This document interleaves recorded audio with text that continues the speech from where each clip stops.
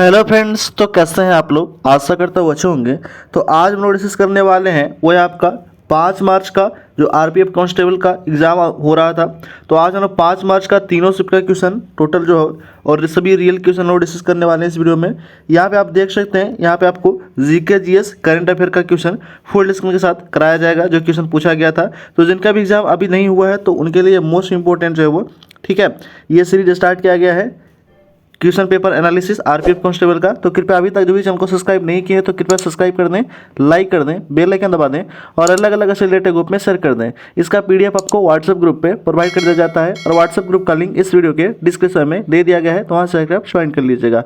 इसके पहले, ठीक है, 2 से लेकर के 4 तक जो डिस्कशन नहीं देखे हैं, ठीक है, 2 से 4 पेपर तक का, ठीक है, तीनों शिफ्ट का क्वेश्चन करा दिया गया है इस चैनल पे, ठीक है। तो उनके लिए इस वीडियो के डिस्क्रिप्शन में लिंक दे दिया जाएगा, तो वहाँ से जाकर आप देख लीजिएगा।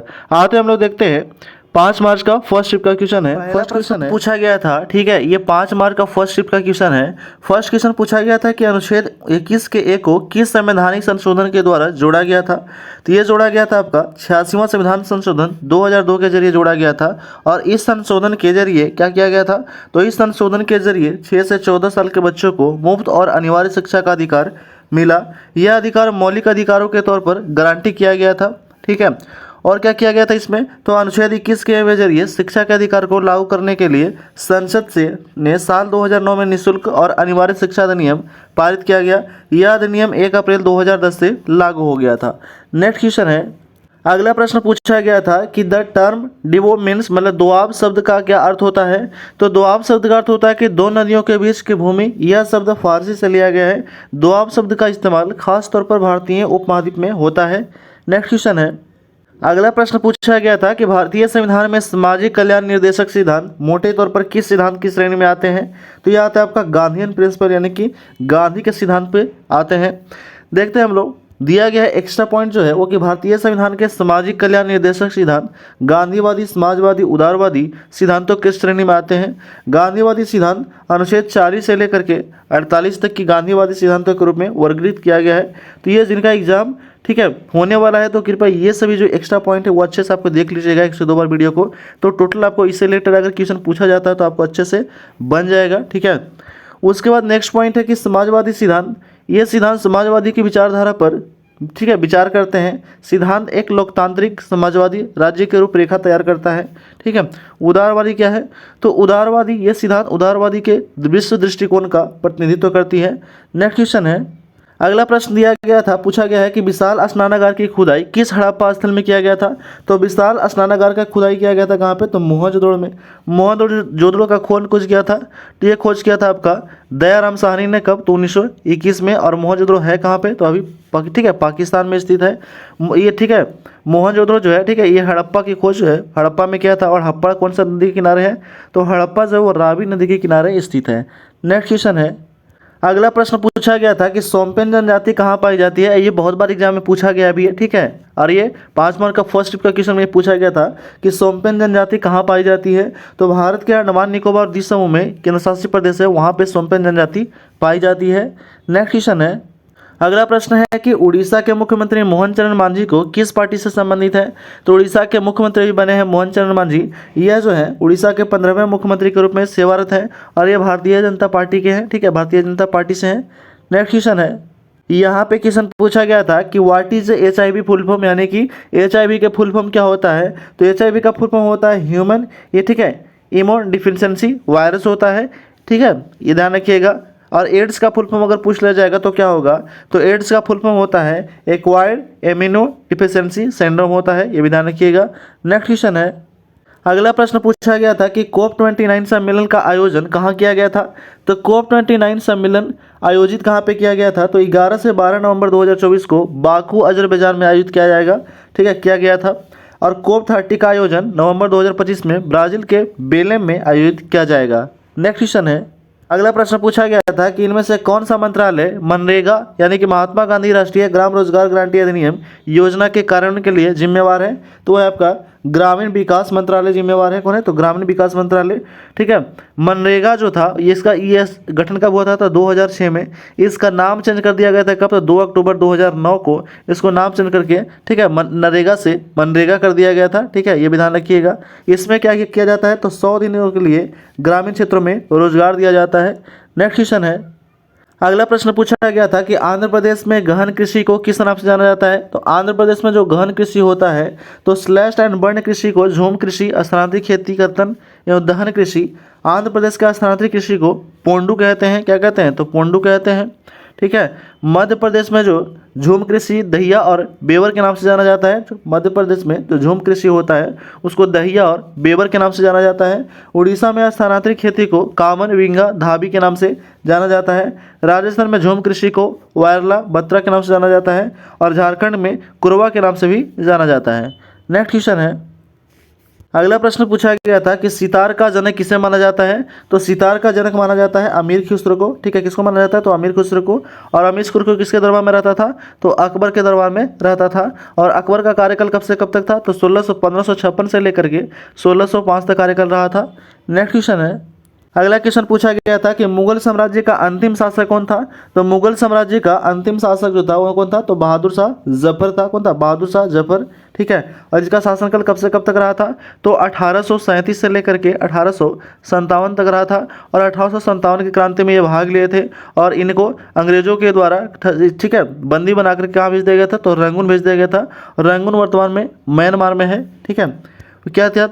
तो वे अपने अकबर द्वितीय के दूसरे पुत्र उत्तराधिकारी थे। 1857 के भारतीय विद्रोह के बाद अंग्रेजों ने उन्हें दिल्ली फिर निवासित कर दिया था। ठीक है। अकबर द्वितीय का अगर कार्यकाल पूछेगा तो 1800, ठीक है, 1806 से कब तक था? तो 1806 से 37 तक था। ये भी ध्यान रखिएगा।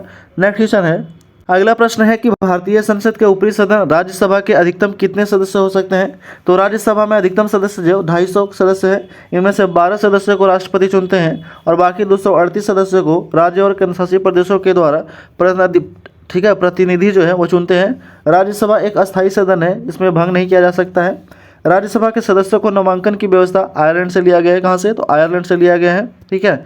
उसके बाद है कि राज्यसभा चुने हुए सदस्य का कार्यकाल 6 साल का होता है। हर 2 साल में 2/3 सीटें का क्या होता है? जो चुनाव होता है। ये विधान रखिएगा। नेक्स्ट क्वेश्चन है, अगला प्रश्न पूछा गया था कि फ्रांस और भारत के मध्य कौन सा युद्ध अभ्यास होता है? तो फ्रांस और मध्य के बीच में वरुण, गरुड़ शक्ति जैसे युद्ध अभ्यास होता है। ठीक है, ध्यान रखिएगा। नेक्स्ट क्वेश्चन है, अगला प्रश्न पूछा गया था कि भारत एकमात्र सक्रिय ज्वालामुखी अंडमान निकोबार द्वीप समूह में स्थित है। कौन सा ज्वालामुखी है? तो बैरन द्वीप ज्वालामुखी है। भारत का एकमात्र जो है सक्रिय ज्वालामुखी है। ज्वालामुखी 3 टाइप के होता है, एक होता है सक्रिय होता है, एक होता है सुषुप्त होता है और एक होता है शांत ज्वालामुखी। सक्रिय ज्वालामुखी में क्या होता है कि हमेशा उद्गार होते रहता है। सुषुप्त ज्वालामुखी में क्या होता है कि कभी उद्गार होने की संभावना रहती है। ठीक है। और शांत ज्वालामुखी वैसा ज्वालामुखी होता है जो पहले उद्गार हो चुका है, भविष्य में कोई उद्गार होने की संभावना नहीं बनती है। नेक्स्ट क्वेश्चन है, अगला प्रश्न पूछा गया था कि 1857 की क्रांति का मुख्य कारण क्या था? तो 1857 की क्रांति, अगर जिनका एग्जाम अभी नहीं हुआ है तो वो एक बार अच्छे से 1857 की क्रांति के बारे में देख लेंगे, क्योंकि यहाँ से हर शिफ्ट में 2 से 3 क्वेश्चन पूछा जा रहा है। ठीक है, नेसेसरी है। यहाँ पे क्वेश्चन पूछा गया है कि 1857 की क्रांति का मुख्य कारण क्या था? तो विद्रोह का तत्कालीन कारण चर्बी वाले कारतूसों का प्रचलन था। इसके अलावा राजनीतिक, सैन्य, सामाजिक दबाव, भारतीयों की धार्मिकता भावना को आहत करना 1857 क्रांति का प्रमुख कारण था। और ये शुरू कब होता है? तो ये शुरू होता है आपका 10 मई 1857 को ये शुरू होता है। ठीक है, किसके द्वारा? तो मंगल पांडे के द्वारा यह स्टार्ट किया जाता है, जिनकी मृत्यु जो था वो 1858 में फांसी की सजा दे दिया जाता है। नेक्स्ट क्वेश्चन है, अगला प्रश्न पूछा गया था कि निम्नलिखित में से कौन सा सिद्धांत नीति निर्देशक सिद्धांतों में शामिल नहीं है? तो नेहरू सिद्धांत जो है ये नीति निर्देशक सिद्धांतों में शामिल नहीं है। नीति निर्देशक सिद्धांत कहाँ से लिया गया? तो आयरलैंड के संविधान से। कितने अनुच्छेद में? तो अनुच्छेद 36 से 51 में इसका जिक्र मिलता है। नेक्स्ट क्वेश्चन है, अगला प्रश्न है, पूछा गया था कि 1907 में किस भारतीय स्वतंत्रता सेनानी ने जर्मनी के स्टुटगार्ट शहर में ध्वज, जिसे सप्तऋषि ध्वज के रूप में जाना जाता है, उसे फहराया था? किसने? तो मैडम भिकाजी कामा ने फहराया था। कब? तो स्मॉल डेट अगर याद रखिएगा तो 22 अगस्त, ठीक है, 22 अगस्त 1907 को फहराया था। कहाँ पे? तो जर्मनी के स्टुटगार्ट में। ठीक है, मैडम भिकाजी कामा फहराए थे। नेक्स्ट क्वेश्चन है, अगला क्वेश्चन पूछा गया था कि चिकित्सा में एम पॉक्स का अर्थ क्या होता है? तो एम मंकी पॉक्स होता है, जो कि मंकी पॉक्स वायरस के कारण होने वाला एक वायरल रोग है। और एम का अर्थ होता है बंदर। ठीक है, एम का अर्थ क्या होता है? तो बंदर होता है। नेक्स्ट क्वेश्चन है, अगला प्रश्न पूछा गया था कि भारत की दूसरी पंचवर्षीय योजना किस पर आधारित थी। तो भारत की दूसरी पंचवर्षीय योजना जो थी वो बुनियादी पूंजीगत उद्योगों के विकास पर आधारित थी। इस योजना का मकसद जो था उद्योग के प्रति स्थापित करना, और ये जो था महालनोबिस मॉडल पर आधारित था। ठीक है, पीसी महालनोबिस मॉडल पर आधारित था। पहला जो था वो हेराल्ड डोमर मॉडल पर आधारित था और दूसरा पीसी महालनोबिस पे। दूसरा जो पंचवर्षीय योजना था उसका कार्यकाल कब से कब तक था, तो 1956 से लेकर के 61 तक कार्यकाल था। ठीक है, ध्यान रखिएगा। पहला था 1951 से 56 और दूसरा था 56 से 61। नेक्स्ट क्वेश्चन है, अगला प्रश्न पूछा गया था कि निम्न में से किस अधिनियम में भारत में ब्रिटिश ईस्ट इंडिया कंपनी का शासन समाप्त कर दिया गया और भारत को इंग्लैंड के ताज के अधीन कर दिया गया था। तो ये भारत सरकार अधिनियम 1858 के तहत क्या कर दिया गया था, तो ईस्ट इंडिया जो कंपनी था उसका अधिकार छीन करके और क्राउन के हाथों में दे दिया गया था। और इसी अधिनियम के तहत भारत के गवर्नर जनरल को पद का नाम बदल करके भारत का वायसराय कर दिया गया था। और प्रथम वायसराय कौन बना था, तो लॉर्ड कैनिंग बना था। ये भी ध्यान रखिएगा। नेक्स्ट क्वेश्चन है, अगला प्रश्न पूछा गया था कि भारतीय संविधान के किस अनुच्छेद में यह कहा गया है कि मूल अधिकारों से असंगत या उनका हनन करने वाली विधियां शून्य होगी, अर्थात यह विधियां न्यायिक समीक्षा के योग्य होगा। तो अनुच्छेद 13 के तहत, अनुच्छेद 13 में। नेक्स्ट क्वेश्चन है, अगला प्रश्न पूछा गया था कि भारत में सबसे ज़्यादा रोजगार देने वाली संस्था कौन सी थी। तो भारत में सबसे ज़्यादा रोजगार देने वाली संस्था टाटा ग्रुप की कंपनी टीसीएस सबसे ज़्यादा रोजगार देने वाली संस्था है। वही इन्फोसिस दूसरे नंबर पर है, ये भी ध्यान रखिएगा। टाटा टाटा कंसल्टेंसी सर्विस टाटा का ये क्या है, तो एक जो है वो पेरेंट कंपनी है। नेक्स्ट क्वेश्चन है, अगला प्रश्न पूछा गया था कि चिल्का झील किस नदी पर स्थित है। तो चिल्का झील भारत की सबसे बड़ी खारे पानी की झील है और यह एशिया की सबसे बड़ी खारे पानी की लैगून और दुनिया की सबसे बड़ी तटीय लैगून झील है। ये भी ध्यान रखिएगा। और ये कहाँ पे है, तो चिल्का झील महानदी के सहायक नदियाँ दया के मुहाने पर स्थित है और ये कहाँ है, तो उड़ीसा में स्थित है। उड़ीसा में स्थित है, ये भी ध्यान रखिएगा। नेक्स्ट क्वेश्चन है, अगला प्रश्न पूछा गया था कि सकरा में अल्कोहल के रूपांतरण की प्रक्रिया क्या कहा जाता है, तो किण्वन कहा जाता है। सकरा के अल्कोहल में रूपांतरण की प्रक्रिया को किण्वन कहा जाता है, यानी कि फर्मेंटेशन कहा जाता है। नेक्स्ट क्वेश्चन है, अगला प्रश्न दिया गया है। पूछा गया था कि टीवी धारावाहिक रामायण में भगवान श्री राम की भूमिका निभाने वाले अभिनेता अरुण गोविल कहाँ के सांसद हैं। तो अरुण गोविल जो है उत्तर प्रदेश के मेरठ लोकसभा क्षेत्र के लिए भारतीय जनता पार्टी उम्मीदवार के रूप में नामित किया गया था। नेक्स्ट क्वेश्चन है, अगला प्रश्न पूछा गया था कि उच्च न्यायालय के मुख्य न्यायाधीश और सुप्रीम कोर्ट के मुख्य न्यायाधीश को उनके पद से कैसे हटाया जा सकता है। तो इनके लिए संसद के दोनों सदनों के द्वारा 2/3 बहुमत पारित प्रस्ताव की जरूरत होती है।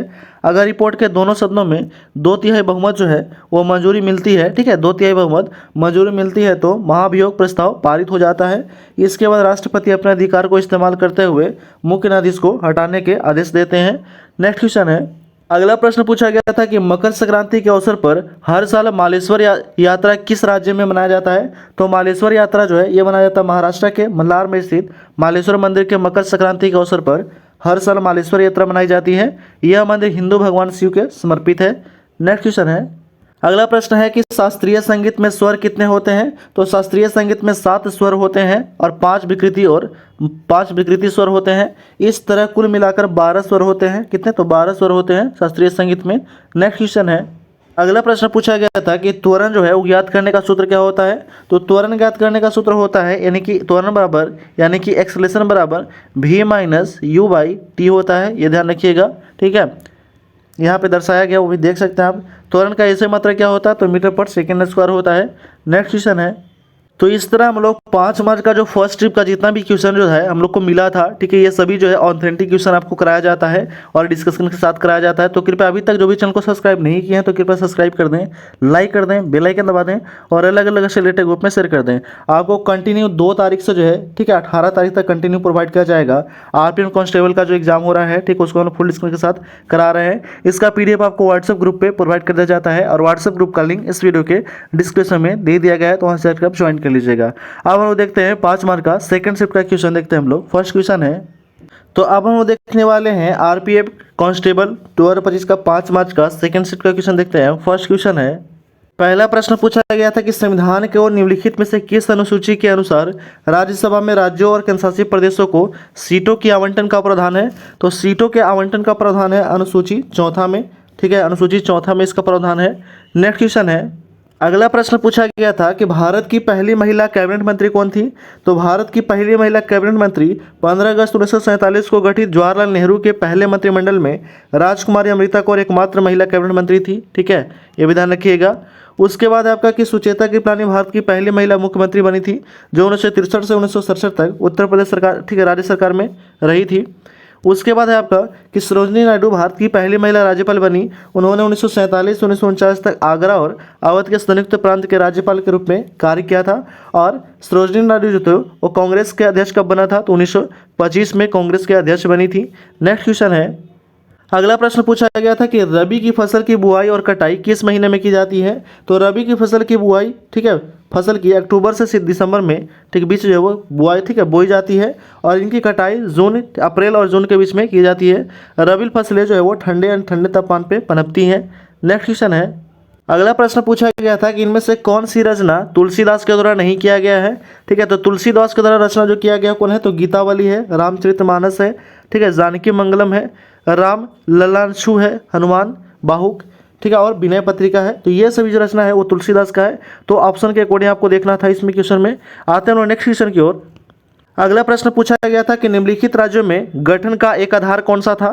तो भाषा के आधार पर 1953 में आंध्र प्रदेश भाषा के आधार पर पहला राज्य जो था वो गठन हुआ था। ठीक है, उसके बाद जो था साल 1956 में राज्य पुनर्गठन अधिनियम लागू हुआ और राज्यों को भाषाई आधार पर मान्यता दी गई। 1956 में पारित राज्य पुनर्गठन अधिनियम के द्वारा भाषाई आधार पर 14 राज्यों तथा 6 केंद्र शासित प्रदेशों को गठन किया गया था। लेकिन पहला कौन था, तो 1953 में आंध्र प्रदेश को गठन किया गया था, ये ध्यान रखिएगा। नेक्स्ट क्वेश्चन है, अगला प्रश्न पूछा गया था कि किस पंचवर्षीय योजना का उद्देश्य बुनियादी और भारतीय उद्योगों के विकास पर विशेष जोर देने के साथ तेजी और औद्योगिकरण करना था। तो दूसरा पंचवर्षीय योजना, तो यहाँ पे आप क्वेश्चन में देख रहे हैं, ठीक है, 2 तारीख से हम देख रहे हैं यहाँ पे क्वेश्चन जो कराया जा रहा है कि पंचवर्षीय योजना से 1857 की क्रांति से और करंट अफेयर में कौन क्या है, इससे क्वेश्चन पूछा जा रहा है। तो एक बार इस टॉपिक को आप अच्छे से देख लीजिएगा। ठीक है, दूसरी पंचवर्षीय योजना कौन सा मॉडल पे, तो पीसी मानलोविस पर आधारित था और पहला था हेराल्ड डोमर मॉडल पर आधारित था।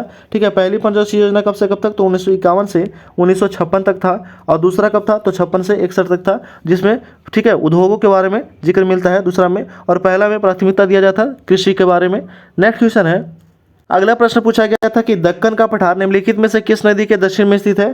तो दक्कन का पठार एक त्रिकोणीय भूभाग है जो नर्मदा नदी के दक्षिण में स्थित है। ठीक है, दक्कन का पठार जो है वो नर्मदा श्रृंखला को क्या करता है, तो नामक 2 पर्वत श्रृंखला के बीच स्थित है, पश्चिमी घाट और पूर्वी घाट के बीच में। ठीक है, दक्कन का जो पठार है वो पश्चिमी घाट और पूर्वी घाट नामक 2 पर्वतों श्रृंखला के बीच में स्थित है।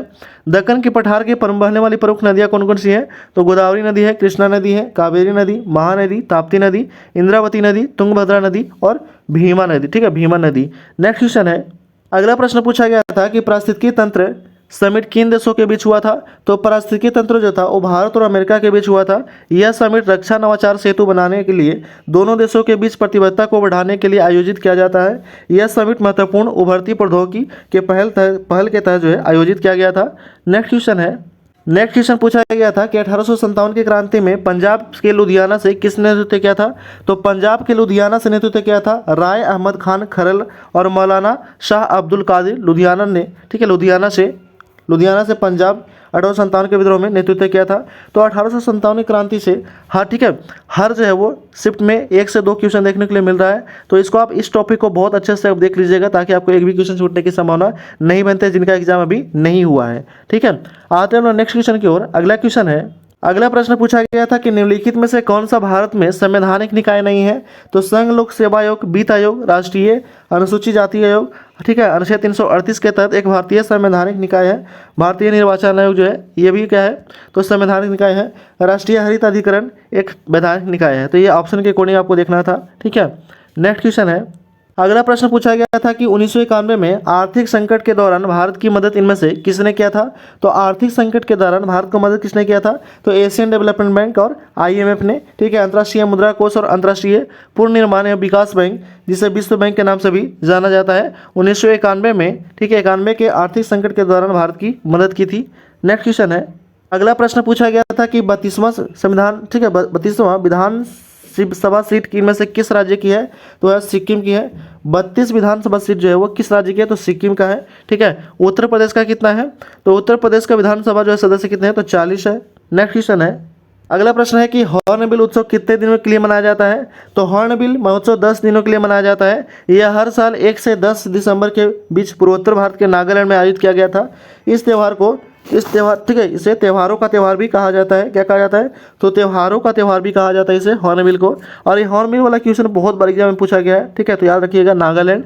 नेक्स्ट क्वेश्चन है, अगला प्रश्न पूछा गया था कि अक्टूबर 2024 तक भारतीय रिजर्व बैंक के गवर्नर कौन थे?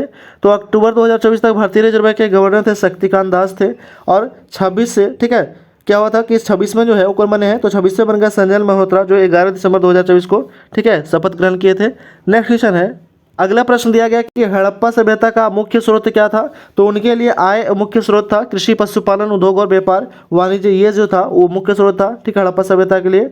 नेक्स्ट क्वेश्चन है, अगला प्रश्न पूछा गया था कि आरंभिक वैदिक काल में जाति व्यवस्था को किस आधार पर बांटी जाती है? तो जाति व्यवस्था को बांटी जाती है व्यवसाय के आधार पे। किस काल में? तो आरंभिक वैदिक काल में, ठीक है। ब्राह्मण और क्षत्रिय जो है, ब्राह्मण और क्षत्रिय अग्रणी जनजाति माने जाते हैं, ठीक है, अग्रणी जातियाँ माना जाता था। नेक्स्ट क्वेश्चन है, अगला प्रश्न पूछा गया था कि भारत का कौन सा राज्य कपास का सबसे बड़ा उत्पादक राज्य है? तो गुजरात और महाराष्ट्र जो है वो कपास का सबसे बड़ा उत्पादक राज्य है। और गुजरात और महाराष्ट्र में ही काली मिट्टी की प्रचुरता भी ज़्यादा है, और कपास की जो पौधा है वो काली मिट्टी में ज़्यादा होता है।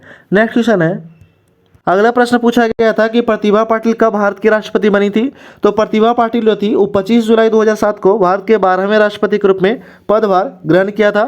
नेक्स्ट क्वेश्चन है, अगला प्रश्न पूछा गया था कि वेदों की ओर लौटो का नारा किसने दिया था?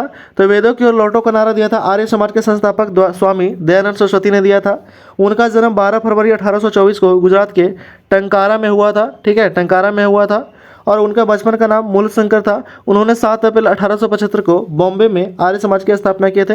ये भी बहुत बार क्वेश्चन पूछा गया कि आर्य समाज की स्थापना किसने किया था? तो दयानंद सरस्वती ने कब किया था? तो 1875 में। कहाँ पे? तो बम्बई में किए थे। नेक्स्ट क्वेश्चन है, अगला प्रश्न पूछा गया था कि शागा दावा किस धर्म का त्यौहार है? तो शागा दावा बौद्ध धर्म का त्यौहार है, और यह त्यौहार महायान बौद्धों के लिए सबसे पवित्र माना जाता है। यह त्यौहार सिक्किम में मनाया जाता है। कहाँ पे? तो शागा दावा त्यौहार जो है वह सिक्किम में मनाया जाता है, और किसके द्वारा? बौद्धों के द्वारा मनाया जाता है, ठीक है। यह त्यौहार बौद्ध चंद्र कैलेंडर के चौथे महीने की पूर्णिमा को मनाया जाता है। नेक्स्ट क्वेश्चन है, अगला प्रश्न पूछा गया था कि वर्तमान में राष्ट्रीय महिला आयोग की अध्यक्ष कौन थी? तो वर्तमान में राष्ट्रीय महिला आयोग के जो अध्यक्ष है वो विजया किशोर ठीक है, राहटकर, विजया किशोर राहटकर है, ठीक है। देख लेते हैं कुछ। पहला आयोग 31 जनवरी 1992 को गठित किया गया था, जिसकी ठीक है अध्यक्ष सुश्री जयंती पटनायक थी। दूसरा आयोग 1995 में गठित किया गया था, जिसकी अध्यक्षता मोहनी गिरी थी। तीसरा आयोग जनवरी 1999 में गठित किया गया था, जिसके अध्यक्ष कौन थे? तो सुश्री बीभा, ठीक है, पार्थ सारथी थी। नेक्स्ट क्वेश्चन है, तो यहाँ पे क्वेश्चन पूछा गया था हुक के नियम से संबंधित। तो हुक का नियम बताता है कि किसी वस्तु पर लगाया गया बल और उसके विस्थापन के बीच संबंध होता है, प्रतिबल विकृति के समानुपाती होता है, ठीक है। हुक का नियम का जो फॉर्मूला होता है वो क्या होता है? गणितीय सूत्र, तो F = ठीक है kx होता है। नेक्स्ट क्वेश्चन है, अगला प्रश्न पूछा गया था कि RBL बैंक द्वारा पेश विजय, ठीक है, विजय फिक्स्ड डिपॉजिट कितना दिवसीय फिक्स्ड डिपॉजिट है? तो यह है आपका हालिया जानकारी के अनुसार RBL बैंक के द्वारा पेश विजया फिक्स्ड डिपॉजिट एक 500 दिवसीय फिक्स्ड डिपॉजिट, जिसे भारत के, ठीक है, जिसे भारत के स्वतंत्रता दिवस के उपलक्ष्य में लॉन्च किया गया था। और यह 3 करोड़ रुपये से कम की जमा राशि विशेष ब्याज दर पर प्रदान करता है। नेक्स्ट क्वेश्चन है, अगला प्रश्न है कि निम्न में से कौन सा लक्षद्वीप द्वीप समूह का सबसे दक्षिण द्वीप है? तो वह मिनिकॉय है, ठीक है। लक्षद्वीप समूह का सबसे दक्षिणी द्वीप जो है वो कौन सा है? तो मिनिकॉय द्वीप है। नेक्स्ट क्वेश्चन है, अगला प्रश्न पूछा गया था कि किस शहर को भारत की सिलिकॉन वैली कहा जाता है? तो भारत का सिलिकॉन वैली बेंगलुरु शहर को कहा जाता है, ठीक है, भारत का सिलिकॉन वैली कहा जाता है। नेक्स्ट क्वेश्चन है, अगला प्रश्न पूछा गया था कि भारत और यूरोपीय मुक्त व्यापार के बीच व्यापार और आर्थिक समझौता पर हस्ताक्षर 2024 में किस महीने में किया गया था? तो मार्च 2010 में, ठीक है, 10 मार्च 2024 को किया गया था, ठीक है, 10 मार्च 2024 को। नेक्स्ट क्वेश्चन है, अगला प्रश्न पूछा गया था कि संविधान सभा के द्वारा मौलिक अधिकार अल्पसंख्यक संबंधी सलाहकार समिति के अध्यक्ष कौन थे? तो अल्पसंख्यक संबंधी सलाहकार समिति के अध्यक्ष थे सरदार वल्लभ भाई पटेल थे, ठीक है, सरदार वल्लभ भाई पटेल थे। और ये आपको कराया जा रहा है 5 मार्च का सेकंड शिफ्ट का क्वेश्चन है। तो अभी तक चैनल को सब्सक्राइब नहीं किए हैं, ठीक है, तो कृपया सब्सक्राइब जरूर कर दें, लाइक कर दें, बेल आइकन दबा दें और अलग अलग ऐसे रिलेटेड ग्रुप में शेयर कर दें। ये आपको 2 से 18 मार्च तक कंटिन्यू वीडियो प्रोवाइड किया जाएगा आरपीएफ कांस्टेबल का, ठीक है। हम लोग पेपर एनालिसिस कर रहे हैं, क्वेश्चन पेपर, ठीक है। इसका PDF आपको व्हाट्सएप ग्रुप पर ही प्रोवाइड कर दिया जाता है। आते हैं हम लोग नेक्स्ट क्वेश्चन की ओर। अगला प्रश्न है, पुलिकेट झील किन दो राज्यों के सीमा पे स्थित है? ठीक है, ये क्वेश्चन पूछा गया था। ठीक है, 5 मार्च का सेकंड शिफ्ट का क्वेश्चन है कि पुलिकेट झील जो है वो किन दो राज्यों के सीमा पे स्थित है? तो आंध्र प्रदेश और तमिलनाडु के राज्य के सीमा पे स्थित है, आंध्र प्रदेश और तमिलनाडु के सीमा के बीच। नेक्स्ट क्वेश्चन है, अगला प्रश्न था कि सबसे पहले यूपीआई कौन सी बैंक शुरू किया था? ये क्वेश्चन पूछा गया था कि सबसे पहले यूपीआई जो था वो कौन सा बैंक शुरू किया था? तो यूपीआई की शुरुआत भारतीय राष्ट्रीय भुगतान निगम एनपीसीआई यानी कि national payment corporation of India ने की थी। ठीक है, यह ऑनलाइन पेमेंट सिस्टम है। इसकी शुरुआत अप्रैल 2016 में हुई थी। कब हुई थी? तो अप्रैल 2016 में हुआ था। यूपीआई का फुल पूछ लिया जाता है तो यूनिफाइड पेमेंट इंटरफेस होता है। नेक्स्ट क्वेश्चन है, अगला प्रश्न दिया गया है। ठीक है, पूछा गया था कि गांधी मिल समझौता कब और कहाँ हुआ था? तो गांधी मिल समझौता होता है 5 मार्च 1931 को लंदन में होता है। कहाँ पे? तो लंदन में। नेक्स्ट क्वेश्चन है, अगला प्रश्न पूछा गया था कि ठीक है, विश्व बौद्धिक संपदा संगठन द्वारा प्रकाशित वैश्विक नवाचार सूचकांक 2024 में भारत की रैंक क्या रही है? तो 2024 में ग्लोबल इनोवेशन इंडेक्स के अनुसार बौद्धिक संपदा के मामले में भारत का स्थान कितना रहा? तो 39वें स्थान पर रहा है। ठीक है, भारत। नेक्स्ट क्वेश्चन है, अगला प्रश्न पूछा गया था कि गंगा बेसिन किन दो नदियों के बीच फैला हुआ है? तो गंगा बेसिन जो है ये फैला हुआ है घग्गर और तीस्ता नदियों के बीच फैला हुआ है। ठीक है, घग्गर और तीस्ता नदी के बीच में। नेक्स्ट क्वेश्चन है, अगला प्रश्न ठीक है, पूछा गया था कि तेजस सीट से ने किस प्रतियोगिता में 13.41 सेकेंड में समय से स्वर्ण पदक जीतकर पुरुषों की 110 मीटर बाधा दौड़ में राष्ट्रीय रिकॉर्ड तोड़ दिया है? तो विश्व एथलेटिक ठीक है कॉन्टिनेंटल टूर चैलेंज स्तर की प्रतियोगिता में ठीक है मोटोनेट जीपी सीरीज में यह जो है वो खिताब जीता है। नेक्स्ट क्वेश्चन है, अगला प्रश्न पूछा गया था कि निम्नलिखित में से किस देश में सितंबर 2024 में अपने संविधान की 9वीं वर्षगांठ मनाई गई है? तो संविधान की 9वीं वर्षगांठ मनाई गई है नेपाल में। 19 सितंबर 2024 को अपने संविधान की 9वीं वर्षगांठ मनाएगा। इस दिन को नेपाल ने संविधान के दिवस के रूप में मनाया जाता है। नेक्स्ट क्वेश्चन है, अगला प्रश्न पूछा गया था कि प्रधानमंत्री मोदी ने ऋषिकेश एम्स में भारत की पहली हेलीकॉप्टर एम्बुलेंस सेवा की शुभारंभ किया, जो भारत की पहली हवाई एम्बुलेंस है। यह किस परियोजना के तहत संचालित होगा? तो यह संचालित होगा आपका नई हेलीकॉप्टर आपातकालीन चिकित्सा सेवा संजीवनी परियोजना के तहत संचालित होगा। कौन सा? तो संजीवनी परियोजना के तहत संचालित होगा। नेक्स्ट क्वेश्चन है, यहाँ पे पूछा गया था कि अर्थशास्त्र जो है वो 2 पार्ट में डिवाइड किया गया है। अर्थव्यवस्था 3 मुख्य क्षेत्र में विभाजित किया गया है, प्राथमिक क्षेत्र, द्वितीय क्षेत्र और तीसरे क्षेत्र में। क्वेश्चन पूछा गया था कि कितने क्षेत्रों में विभाजित है अर्थव्यवस्था को? तो अर्थव्यवस्था का 3 क्षेत्रों में विभाजित किया गया है। प्राथमिक क्षेत्र में कौन सा आता है? तो आता है आपका कृषि पशुपालन आता है, द्वितीय क्षेत्र में उद्योग आता है और तीसरा क्षेत्र में सेवा शिक्षा और हॉस्पिटल आता है। नेक्स्ट क्वेश्चन है, यहाँ पे क्वेश्चन पूछा गया था कि बुद्धिज्म के बारे में कि बुद्धिज्म जो शब्द है वो किससे संबंधित है? तो बौद्ध धर्म के वर्ण शब्द का तात्पर्य है। ठीक है, वर्ण शब्द का तात्पर्य क्या है? तो वर्ण शब्द का तात्पर्य भारत में जाति व्यवस्था को सामाजिक वर्गों से है। ठीक है, जाति व्यवस्था सामाजिक धर्मों से है। तो बुद्ध से भी यहाँ पे क्वेश्चन देखा जा रहा है। ठीक है, तो बुद्ध को एक बार अच्छे से पढ़ लीजिएगा। नेक्स्ट क्वेश्चन है, तो इस तरह हम लोग ठीक है 5 मार्च का जो सेकंड शिफ्ट का क्वेश्चन था वो हम समाप्त कर लिए हैं। ठीक है, सेकंड शिफ्ट का जो क्वेश्चन था जितने भी जीके और जीएस प्लस करेंट का क्वेश्चन जितना था वो टोटल हम डिस्कस कर लिए हैं। ठीक है, तो कृपया अभी तक जो चैनल को सब्सक्राइब नहीं किए तो कृपया सब्सक्राइब जरूर कर दें। ठीक है, ऐसे ही वीडियो को देखने के लिए ठीक है डेली आपको इस चैनल पे ठीक है डिस्कशन कराया जाता है। आरपीएफ कांस्टेबल का जो एग्जाम चल रहा है उसको पेपर का एनालिसिस कराया जा रहा है। 2 तारीख से हम लोग स्टार्ट किए हैं। ठीक है, आज है 5 तारीख का जितना भी पेपर था ठीक है एक ही वीडियो हम लोग सभी क्वेश्चन को लेकर के आए हैं। आते हैं हम लोग नेक्स्ट जो है वो थर्ड शिफ्ट का फर्स्ट क्वेश्चन देखते हैं। तो 5 मार्च का ठीक है आरपीएफ कांस्टेबल का 5 मार्च का थर्ड शिफ्ट का क्वेश्चन वो देखने वाले हैं। ठीक है, तो फर्स्ट क्वेश्चन है, पहला क्वेश्चन पूछा गया था कि भारतीय संगीत में कितने स्वर होते हैं? तो भारतीय संगीत में 12 स्वर, 7 शुद्ध स्वर और 5 विकृति होते हैं। ठीक है, 12 स्वर, 7 ठीक है शुद्ध स्वर और 5 विकृति होते हैं, ये ध्यान रखिएगा। नेक्स्ट क्वेश्चन है, अगला प्रश्न पूछा गया था कि नरेंद्र मोदी जी को भारत के प्रधानमंत्री के रूप में तीसरे कार्यकाल के लिए कब शपथ ठीक है दिलाई थी? तो 9 जून 2024 को ठीक है तीसरे कार्यकाल के लिए नरेंद्र मोदी को शपथ दिलाई गई थी। नेक्स्ट क्वेश्चन है, अगला प्रश्न पूछा गया था कि 2024 में आंध्र प्रदेश के मुख्यमंत्री के रूप में शपथ कौन लिए थे? तो आंध्र प्रदेश के मुख्यमंत्री के रूप में तेलुगु देश पार्टी के नेता चंद्रबाबू नायडू ने 12 जून 2024 को शपथ लिए थे। नेक्स्ट क्वेश्चन है, अगला प्रश्न पूछा गया था कि पेड़ पौधों में सूर्य का प्रकाश किस वर्णक के जरिए ग्रहण होता है? तो क्लोरोफिल और कैरोटोनाइट नामक ठीक है नामक वर्णक के कारण ठीक है ये जो है पौधों में प्रकाश जो है वर्णक जो के जरिए ग्रहण करता है। प्रकाश संश्लेषण की प्रक्रिया पौधे में सूर्य के प्रकाश कार्बन डाइऑक्साइड और पानी के ग्लूकोज और ऑक्सीजन में बदलता है। पौधे में सूर्य की ऊर्जा का केवल 1 से 3% ही ग्रहण करता है। नेक्स्ट क्वेश्चन है, अगला प्रश्न पूछा गया था कि भारतीय संविधान के किस अनुच्छेद में समान कार्य के लिए समान वेतन का प्रावधान है? तो सामान्य कार्य के लिए समान वेतन जो है अनुच्छेद 39 के डी में चर्चा किया गया है। नेक्स्ट क्वेश्चन है, अगला प्रश्न दिया गया था, पूछा गया कि महाभारत का फारसी में अनुवाद किसने किया था। तो महाभारत को फारसी में अनुवाद किया था अकबर के आदेश पर फैजी और अब्दुल अल कादिर बदायूनी ने महाभारत को फारसी में अनुवाद रूपांतरित किया था, जिसे रज़्मनामा के नाम से जाना जाता है। ठीक है, जिसे रज़्मनामा के नाम से जाना जाता है। महाभारत का पुराना नाम है जय संहिता। ठीक है, और अकबर का कार्यकाल कब से कब तक था, तो 1556 से लेकर के 1605 तक कार्यकाल था। ये भी ध्यान रखिएगा। नेक्स्ट क्वेश्चन है, अगला प्रश्न है कि अनुच्छेद 74 किससे संबंधित है। तो अनुच्छेद 74 यह अनुच्छेद राष्ट्रपति को सहायता और सलाह देने के लिए मंत्रिपरिषद की ठीक है स्थापना से जुड़ा है। यह अनुच्छेद संविधान के भाग 5 अध्याय 1 में है। ठीक है, उसके बाद है आपका नेक्स्ट पॉइंट है कि यह अनुच्छेद मंत्रिपरिषद के गठन और कामकाज का वर्णन करता है। इस अनुच्छेद के तहत राष्ट्रपति को सहायता और सलाह देने के लिए प्रधानमंत्री की अध्यक्षता में मंत्रिपरिषद होगी। राष्ट्रपति मंत्रिपरिषद की सलाह लेने के बाद उस सलाह के मुताबिक काम करते हैं। नेक्स्ट क्वेश्चन है, अगला प्रश्न पूछा गया था कि भारत के किस राज्यों में औसत वार्षिक वर्षा 50 सेंटीमीटर से कम होता है। तो 50 सेंटीमीटर से कम वर्षा कहाँ पे होता है, तो राजस्थान राज्य में होता है। और राजस्थान राज्य में कौन सा मरुस्थल है, तो थार मरुस्थल है। ठीक है, जहाँ पे सबसे कम बारिश होता है।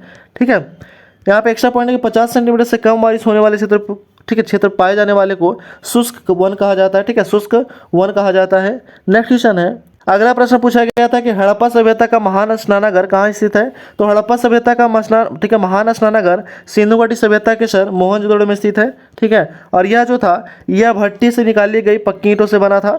नेक्स्ट क्वेश्चन है, अगला प्रश्न पूछा गया था कि उत्तर प्रदेश के मुख्यमंत्री ने किस विषय में पढ़ाई की थी, छात्रवृत्ति योजना के चालू किए थे। ठीक है, उत्तर प्रदेश के मुख्यमंत्री ने किस विषय की पढ़ाई के लिए छात्रवृत्ति योजना चालू किए हैं। तो संस्कृत और छात्रों के छात्रवृत्ति के लिए योजना चालू किया गया है। ठीक है, संस्कृति छात्रों के लिए छात्रवृत्ति योजना जो है वो चालू किया गया है।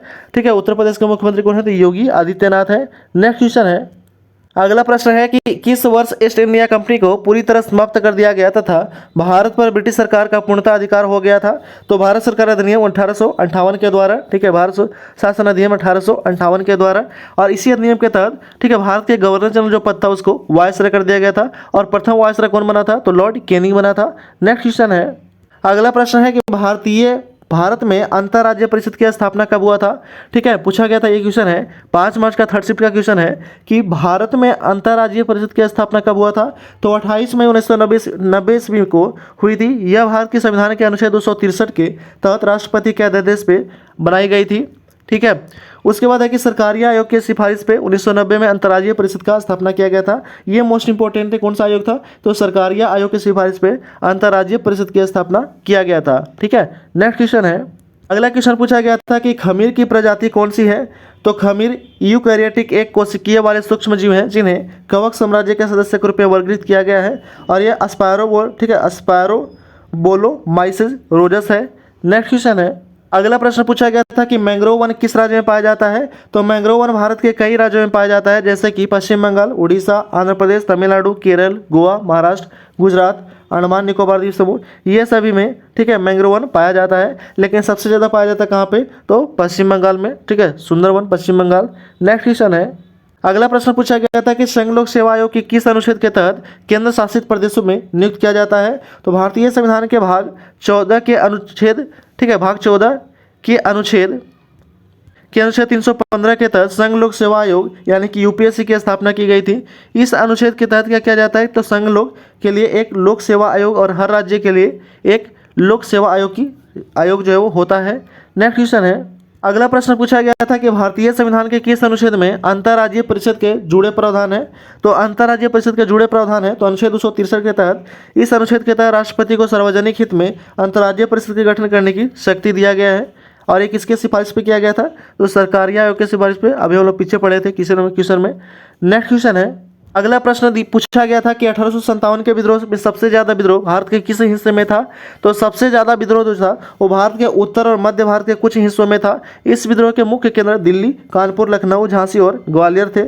10 मई 1857 को ठीक है मेरठ से सिपाही विद्रोह यानी कि ठीक है 1857 की क्रांति जो था वह स्टार्ट होता है। नेक्स्ट क्वेश्चन है, अगला प्रश्न दिया गया है कि भारतीय संविधान की अनुसूची 8 में किसका वर्णन है। तो अनुसूची 8 में जो है भारतीय संविधान के 8वीं अनुसूची में भारत की आधिकारिक तौर पर मान्यता प्राप्त भाषाओं की सूची है। इस सूची में फिलहाल 22 भाषाएं हैं। कौन कौन सा, तो कश्मीरी, सिंधी, पंजाबी, हिंदी, बंगाली, असमी, उड़िया, गुजराती, मराठी, कन्नड़, तेलुगु, तमिल, मलयालम, उर्दू, संस्कृत, बोडो, डोगरी, मैथिली, संथाली, कोंकणी, मणिपुरी, नेपाली। तो ये 22 भाषा जो है ये जिक्र किसमें मिलता है? तो ये मिलता है आपका 8वीं अनुसूची में। ठीक है, नेक्स्ट क्वेश्चन है, अगला प्रश्न पूछा गया था, ठीक है, कि बीज का प्रयोग किस में किया जाता है? गहन निर्माण कृषि या वाणिज्य कृषि में? तो उपज देने वाले किस्म को बीजों का उपयोग वाणिज्य कृषि में किया जाता है और गहन निर्माण कृषि में नहीं किया जाता है।